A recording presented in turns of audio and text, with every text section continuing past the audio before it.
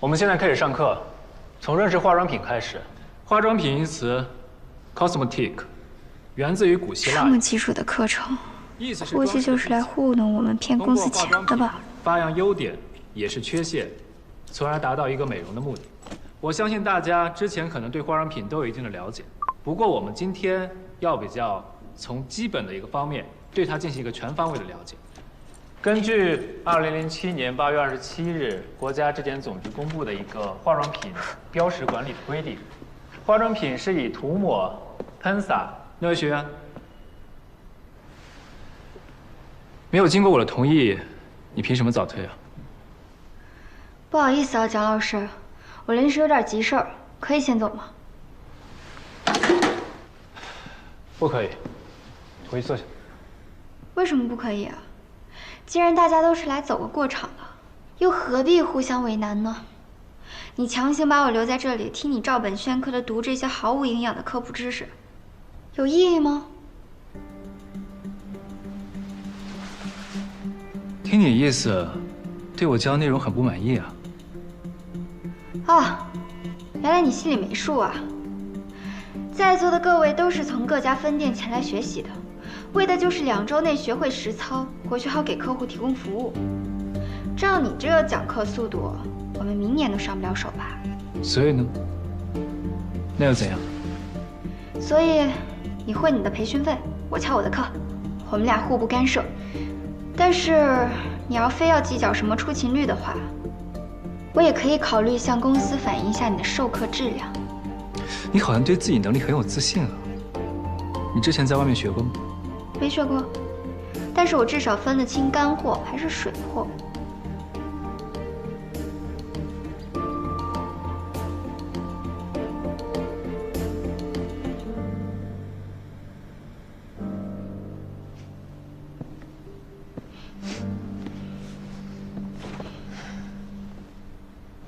行，那你给我化个妆。你要是画得好呢，我今天就让你翘课。当真？当然。你要是画得有模有样，说明我的课对你没有意义。你想怎么翘课就怎么翘课，我也会听你的意见，调整教学计划。但如果你要是做不好，没什么做不好的。开始吧。我没带什么化妆品，所以我不限主题，不限时间，把你会的都一一露出来吧。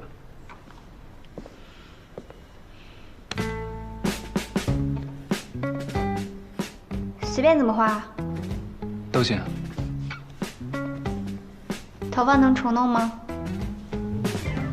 我说了随你，自然随你，只要你能兜得住就行。行。他真厉害呀！今天上课第1天就敢跟老师叫板。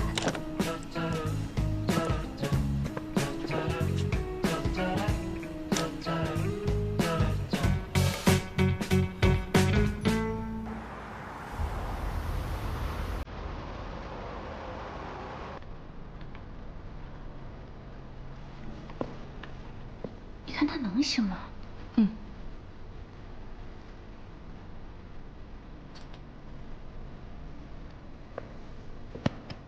看看。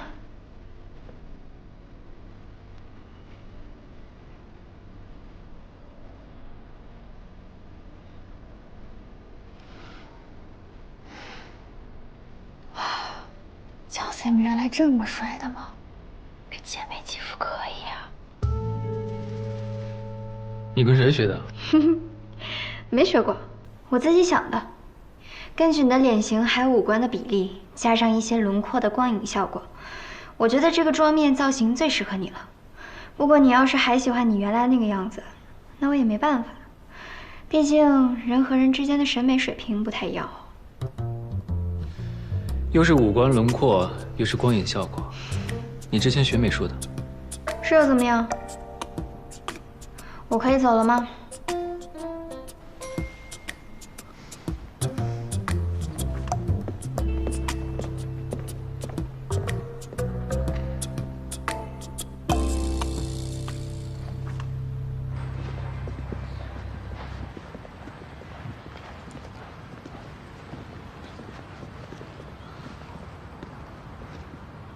这就是生产定位器的厂家啊？对。手机里那2枚定位器应该属于定制产品，出于保护商业机密的考量，这种大公司不会轻易提供客户信息。那要不咱们报警，就说我们被跟踪了，让警方管他们要资料。那警方一定会问你手机是怎么来的，难道你要跟他们说是许静阳给的？那你要怎么跟他们解释许静阳呢？穿越。那我们怎么办啊？会用相机吗？看不起谁呢？从现在开始，你就是我的助理。虽然说是自媒体，也该有个专业的样子。带上相机，我叫你拍照，你就照办，明白吗？不明白。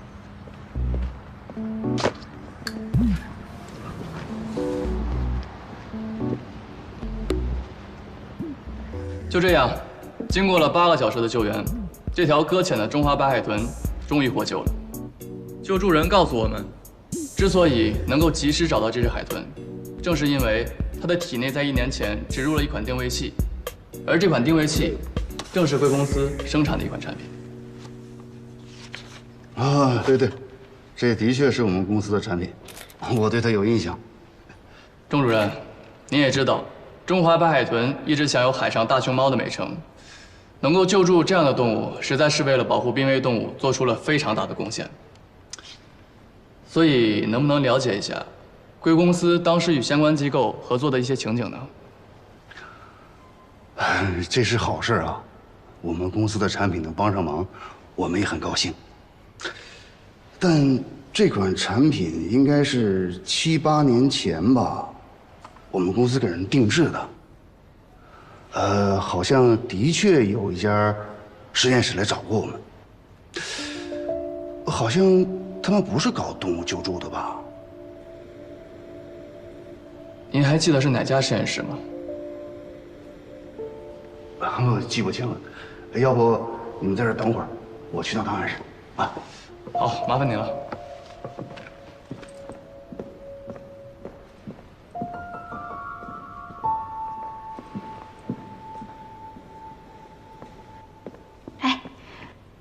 如果定制方是实验室，那一切就说得通了。怎么个通法？你想啊，万一他们现在正在进行的就是时空穿越的实验呢？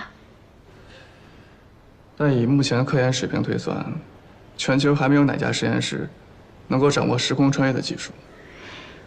人家科研内容都保密了，你当然就不知道了。再说了，他刚才说的那个实验室，肯定也是以非常普通的理由向他们定制定位器的。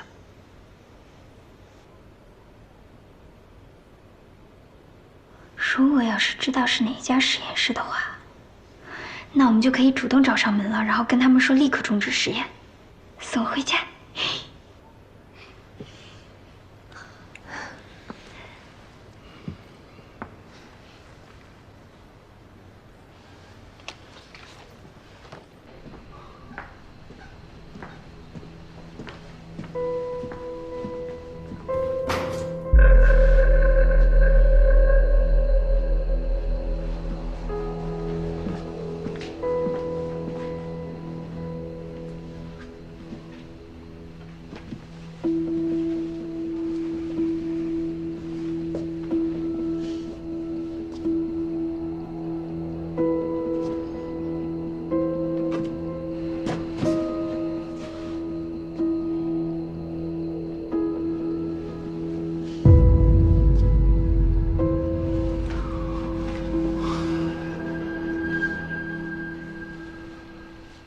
小张啊，我记得112094，我记得很清楚，我归档了，怎么不见了？啊，你把监控给我调一下，啊。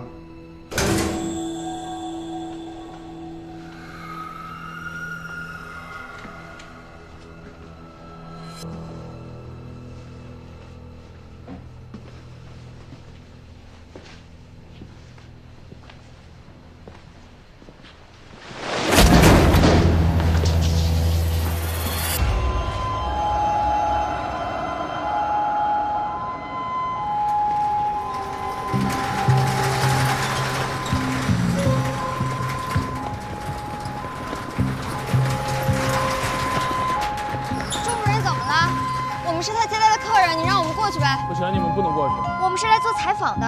那也不能过去，警察说了要封锁现场，谁也出不去。回去吧。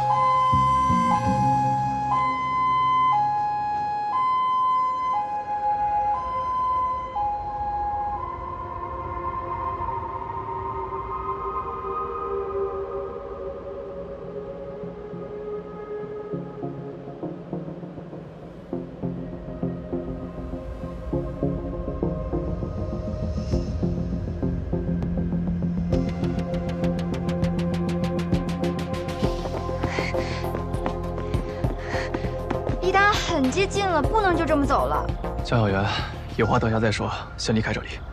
钟主任亲口说了，他记得那枚定位器，我们想要的答案就在这里。而且偏偏这个时候他出事了，你不觉得很奇怪吗？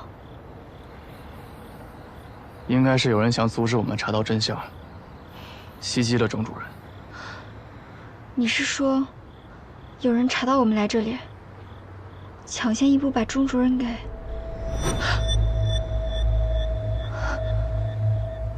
有人跟踪我们，他们在监视我们。上次我们反定位他们，被他们给察觉到了，然后脱身了。这次来重庆，我们也没有带定位器，他们还是跟来了。我害怕啊！别害怕，到目前为止，他们除了阻止我们查到真相，还没有对我们动过手，不是吗？你说他们是不是想杀人灭口啊？会不会最后我也会被……先别自己吓自己，钟主任的事情，我会再去确认。只不过，接下来的调查，确实不适合再让你参与了。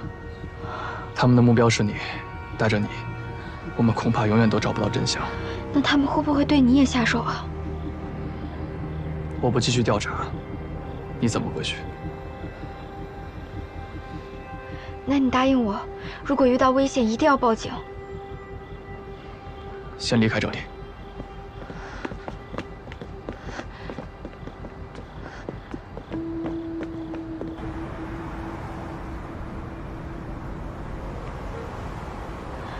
你什么时候回洛杉矶啊？过2天。怎么了？哦，没事儿。那个公司你还会继续查下去吗？回洛杉前，我会在每天吃夜宵的时间过来找你一趟，顺便告诉你调查的最新情况。好，那我们保持联系。我先回去了，拜拜。江小媛，啊？那天强子告诉我，定位器的有效时长只有1年，1年之后，定位器就失效了。最近几天我一直在想，为什么有效时长只有1年？或许，你是说，既然定位器的有效时长只有1年，那实验的时长也不会超过1年。1年以后实验结束，我就能回去了。对，1年之后，即便你没有查到任何真相，你也很有可能会被传送回去，就像许静阳那样。你说的是真的吗？1年以后我就能回去了？只是合理推论罢了。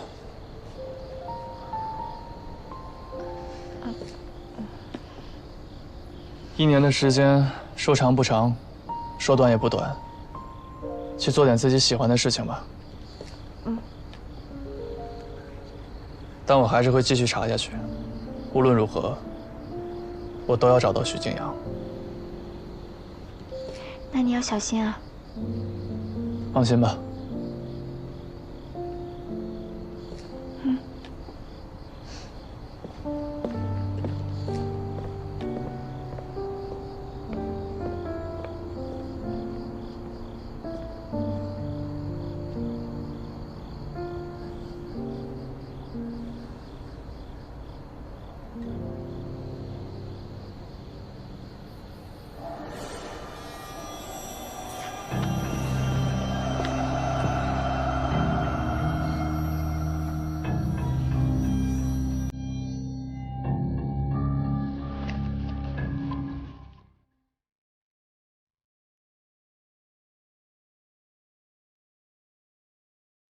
喂，楼上，有人跟踪我，帮我密切盯一下北辰集团负责人在医院的动向。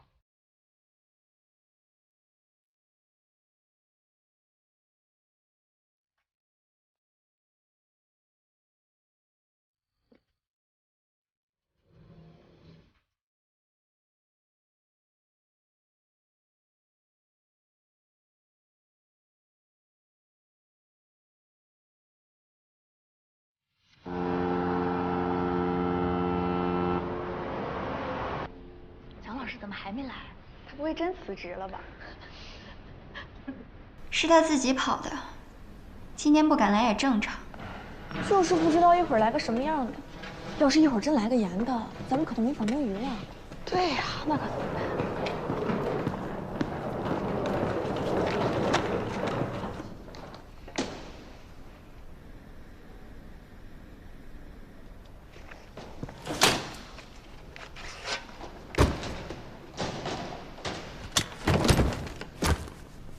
让你们失望了，今天讲师还是我。不过鉴于昨天江小媛的表现，我调整教学计划，跳过理论部分，直接进行实操吧。你真厉害，江 Sam 居然真的为你让步了。今天讲话梅，时长2分钟。你们看好后，上来领眉笔吧。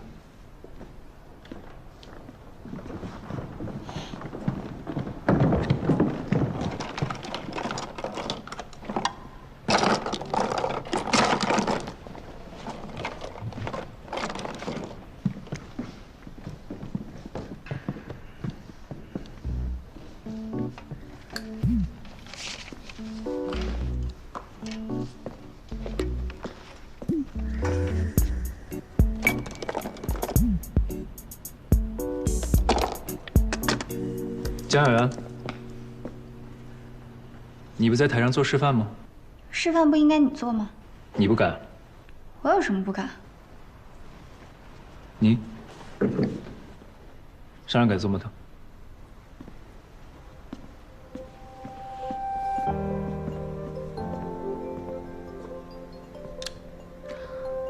画什么眉形？标准眉。那我要换个笔。你手上那个笔有问题吗？颜色不对，亚洲人肤色偏暖，灰色作为冷色画在脸上会显脏，我要换一支棕灰色。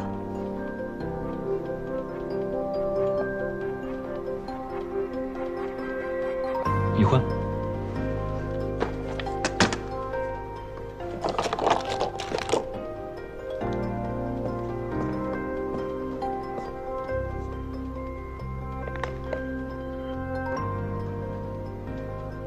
我有个问题很好奇，你之前学过专业美术，怎么跑去做头发了？跟你有关系吗？你想干化妆这个行业吗？哇，江 Sam 要收你为徒哎！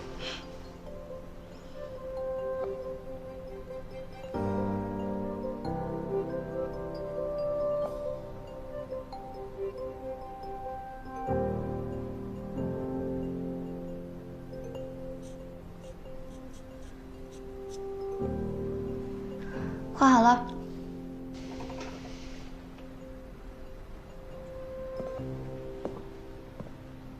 眉峰位置偏了，眉头太宽，该淡的地方浓，该浓的地方淡。重画。我说的不对吗？不服气？没有，你说的对。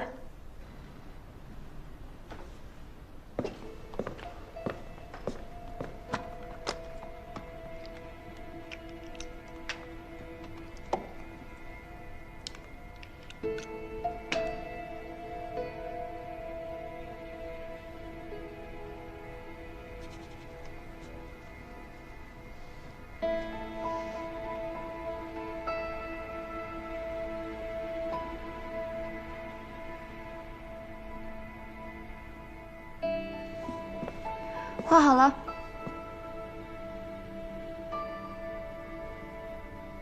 眉腰太宽，眉尾太短，左右还不对称。重画。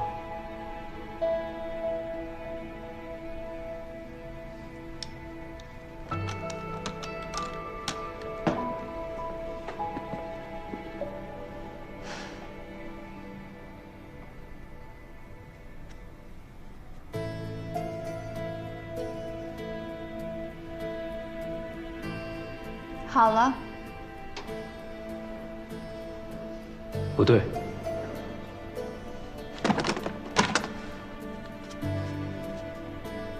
好了。不对。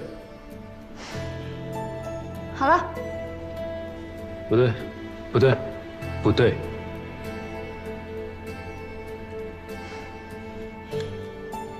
好了。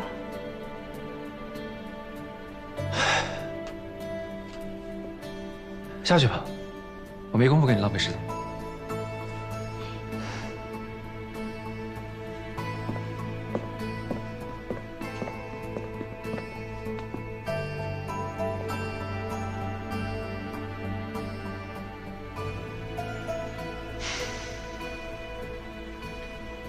这是你昨天给我画的眉，你觉得有问题吗？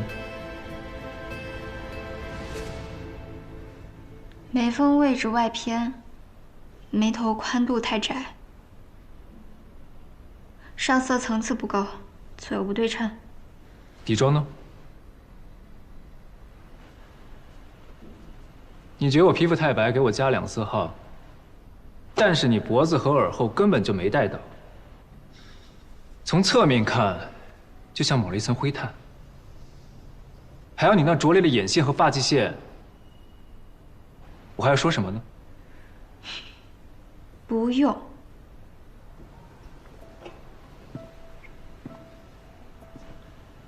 化妆是根据自己的喜好对容貌进行修饰，而不是根据自己的喜好对别人容貌加以评价。更何况，就你这3脚猫的功夫，还没资格在我面前秀你的偏见。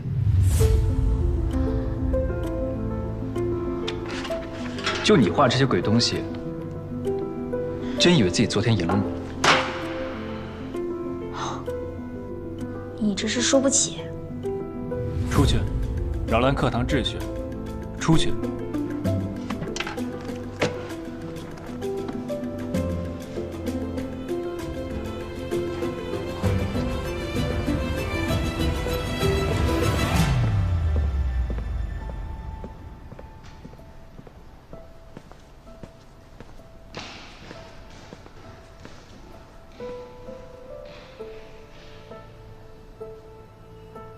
上课。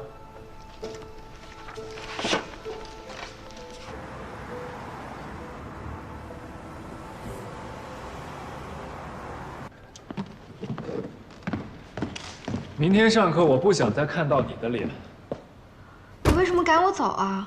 你输了，条件我开，还需要理由吗？你跟我打赌不就是为了不让我翘课吗？以后你的课我都不会缺席。江小媛，你上不上课关我什么事？我承认我是有点自以为是，昨天那个妆也确实有瑕疵。不是有瑕疵，是一文不值。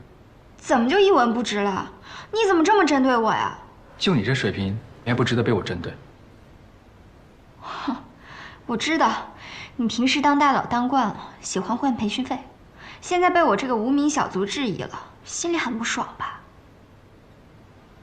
还以为你多有骨气，原来也是个输不起的。江小媛，你是没有优越感就活不下去了吗？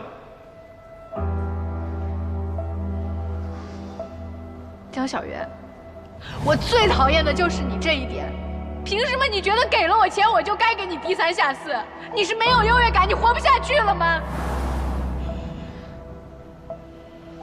你拦着我，只是不希望自己的优越感被人践踏，发现自己是一个一无是处的废物吗？你凭什么这么说我？你了解我吗？你朋友在那看着，你跟我这么吵，不怕难堪吗？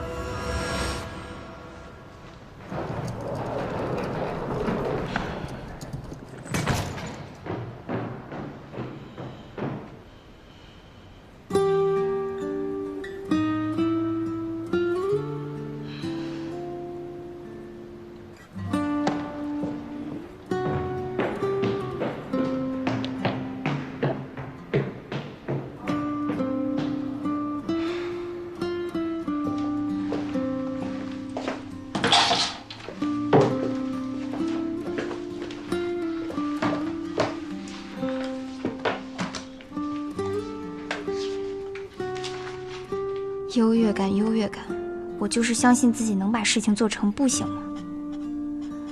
我还是大小姐的时候，全国顶级化妆师都得排着队给我服务的，哪个不是夸我审美好、悟性高？哪个不是争先恐后的要教我几招？等着看吧，只要我江小媛想做的，绝对没有做不好的。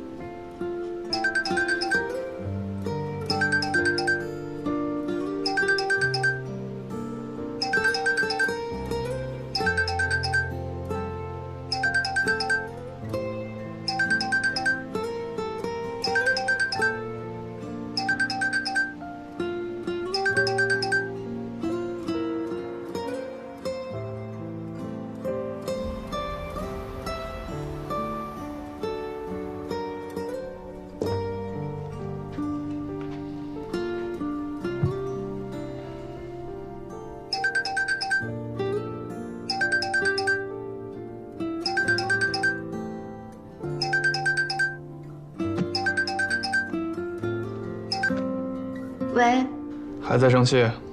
没有。这么晚了，有什么事儿吗？出来吃夜宵。哦。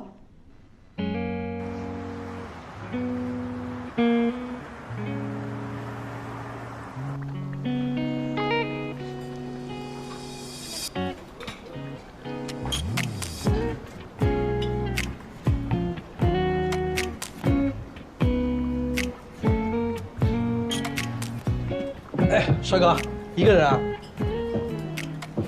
我跟里面那个人一起的。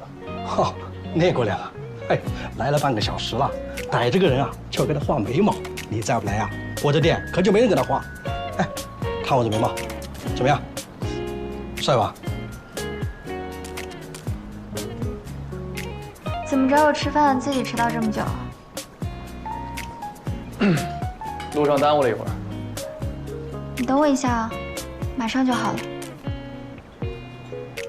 你比较适合这种圆眼的画法，你看看，好看吗？哎，是挺好看的。哎呦，你们男朋友都来半天了，我去给你们弄点吃的哈。哦，他不是。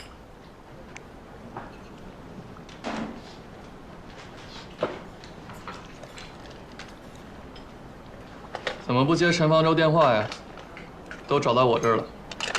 你不说我还想问你呢，你干嘛跟他告我的状啊？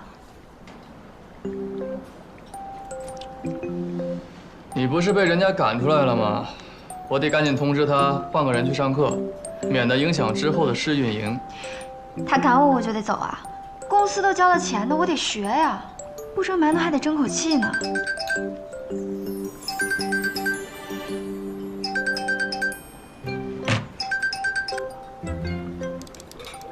你笑什么？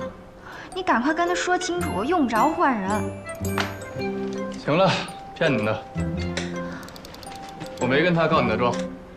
嘿，你这人，是你自己忘了跟他报平安，他有点担心你。我算是看明白了，这个世界上唯一对我好的人就是陈方舟。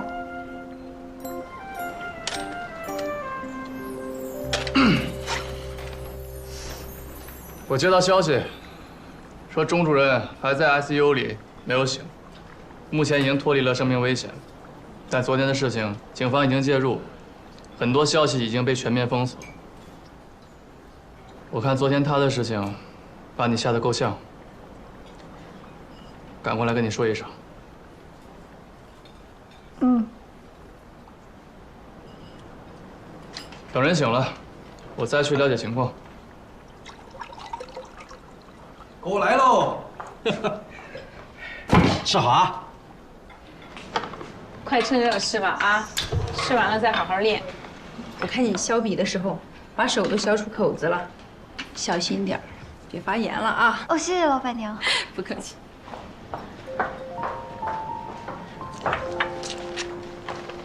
你先吃啊，我先去给陈方舟打个电话。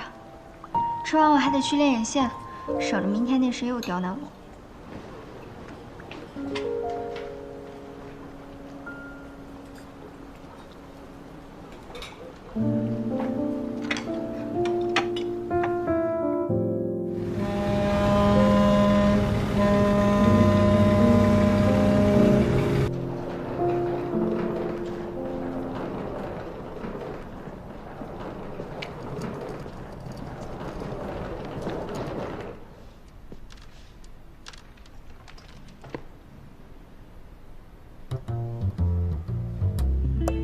么？还死乞白赖不走了？你昨天说不想看到我的脸，没说不让我上课。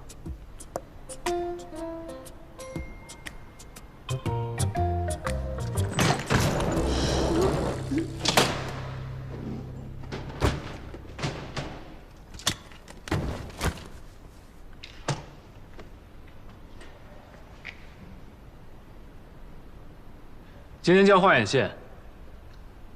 张小元，你上去做示范。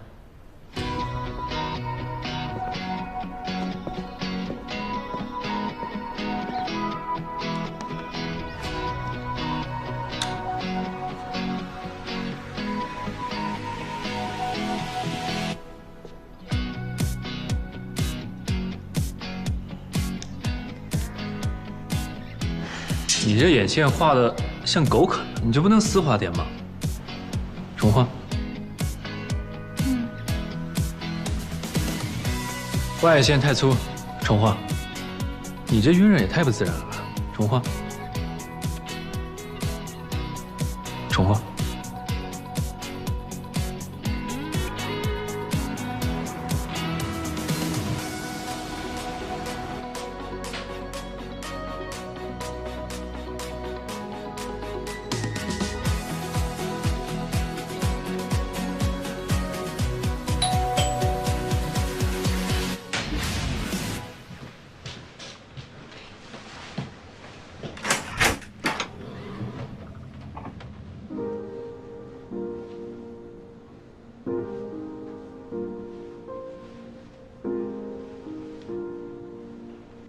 你来的正好，快进来。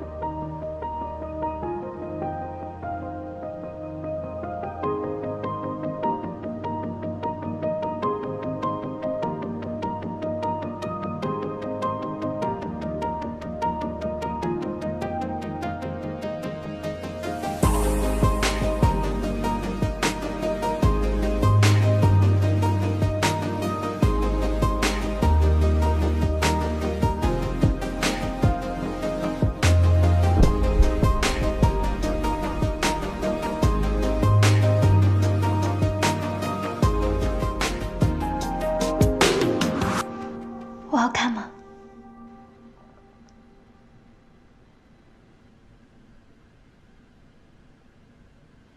还成。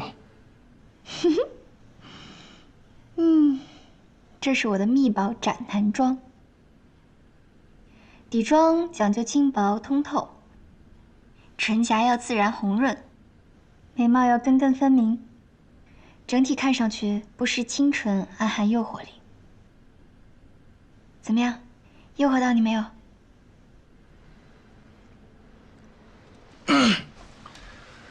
我给你点了外卖。就本姑娘现在这水平，不信明天蒋博还让我重画。你这层次有点不太够啊，再去修一下吧。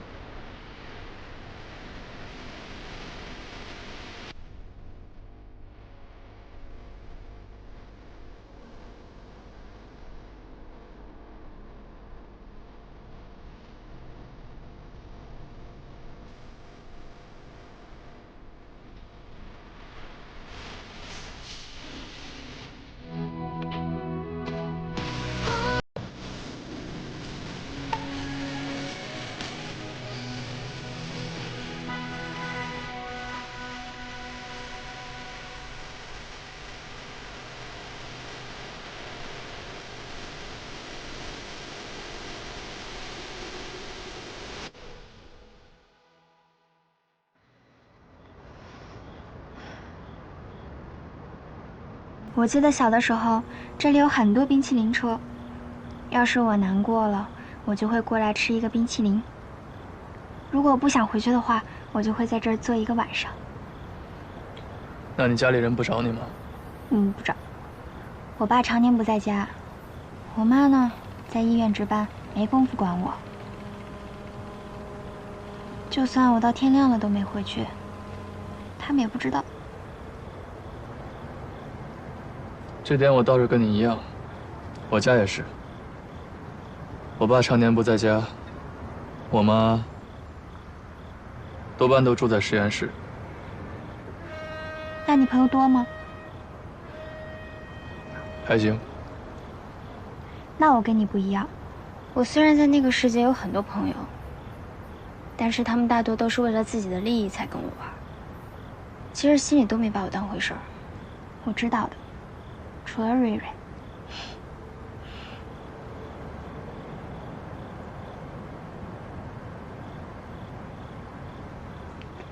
看来你在原来那个世界里过得也不怎么开心。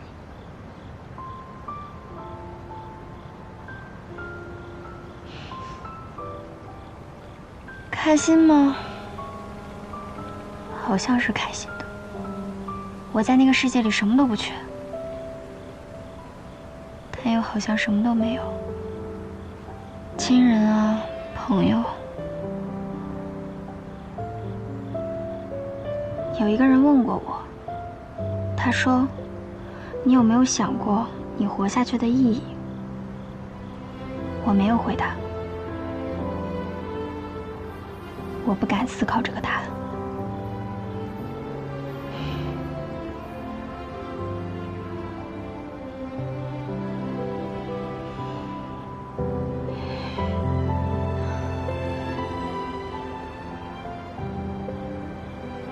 其实我来到这里，感受到了很多很温暖的东西，也学到了很多。可是我就是想回家，说不上来为什么。即便眼前这个世界上，好像和之前的没什么不一样。可是那些细小的、微小的，可以证明我存在的东西，都消失了。然后我就会发现，这里不是我那个城市，我不属于这里。他们只是有点像罢了。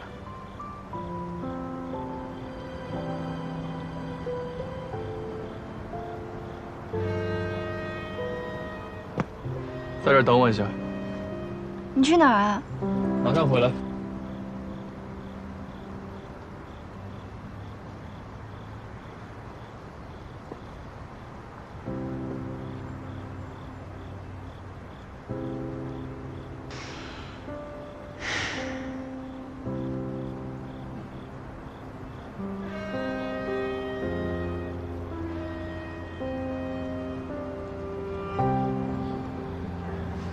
虽然冰淇淋车不在了，但至少有些东西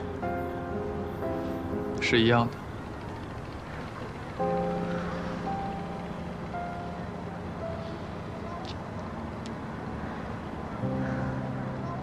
谢谢。